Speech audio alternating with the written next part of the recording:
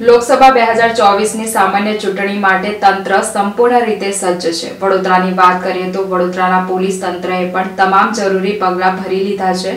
ચૂંટણી સંદર્ભે પોલીસ દ્વારા કરવામાં આવી રહેલી કાર્યવાહી અંગે વડોદરા શહેર પોલીસ કમિશનર નરસિંહા કોમરે માહિતી આપી હતી। વડોદરા શહેર પોલીસ ફ્રી ફેર ઇલેક્શન માટે તૈયાર છે તેમ જણાવી ઇલેક્શનના ભાગરૂપે જાણીતા ખૂંખાર ગુનેગારો અને નામચીન બુટલેગરો સહિત ગુનાહિત ઇતિહાસ ધરાવતા લોકો સામે કાર્યવાહી અંગે તેમણે માહિતી આપી હતી। સાથે જ હથિયારબંધીના અન્વયે પોલીસે લીધેલા પગલાં અંગે પણ તેમણે માહિતી આપી હતી। વડોદરામાં સંવેદનશીલ વિસ્તારોમાં શાંતિપૂર્ણ માહોલમાં મતદાન થાય તે માટેના આયોજન અંગે પણ પોલીસ કમિશનરે જણાવ્યું હતું। નોંધનીય છે કે વડોદરાના પોલીસ કમિશનર એવા આઈપીએસ અધિકારી નરસિંહા કોમરને ચૂંટણી પંચ તરફથી ગુજરાત રાજ્યના ઇલેક્શનના નોડલ ઓફિસર તરીકેની નિમણૂક આપવામાં આવી છે। તેઓ વડોદરા ઉપરાંત સમગ્ર ગુજરાતભરમાં પણ ઇલેક્શનના અનુસંધાને ધ્યાન રાખી જરૂરી માર્ગદર્શન પોલીસ વિભાગને પૂરું પાડી રહ્યા છે। અત્યારે શહેરમાં જે પોલિંગ સ્ટેશન્સ છે તો સ્થાનિક પોલીસ સ્ટેશનના ઇન્ચાર્જ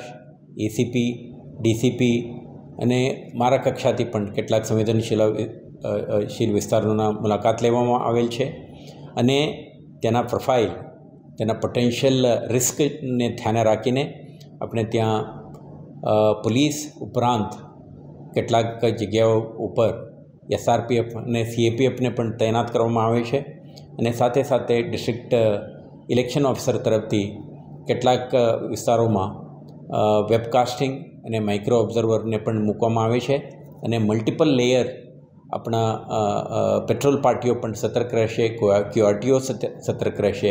તો કોઈ પણ વિસ્તારમાં કોઈ પણ જગ્યાએ કોઈ